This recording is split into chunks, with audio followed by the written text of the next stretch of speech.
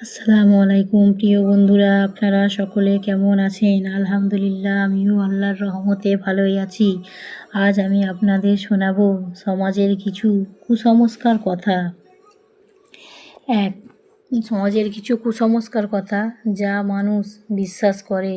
এক, জোড়া কলা খেলে যমজ সন্তান হয়।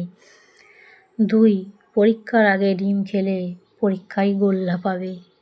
তিন, মাছে কাঁটা বিঁধলে বিড়ালের পায়ে ধরে মাপ চাইতে হয়। চার, রাত্রে কাক ডাকলে বিপদের পূর্বাভাস। পাঁচ, এক গালে থাপ্পড় মারলে বিয়ে হয় না। ছয়, পড়ে যাওয়া দাঁত ইঁদুরের গর্তে ফেললে সুন্দর দাঁত গজায়। সাত, হাত চুলকালে টাকা আসে।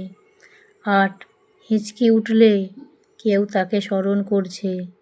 নয়, রাত্রে নখ চুল কাটলে অমঙ্গল হয়। এসব কিছু কুসংস্কার কথা আমাদের সমাজে প্রচলিত আছে, যেগুলো আমরা অনেকেই এখনও বিশ্বাস করে ফেলি। আল্লাহ আমাদের সকলকে সঠিক বোঝার তৌফিক দান করুন, আমিন।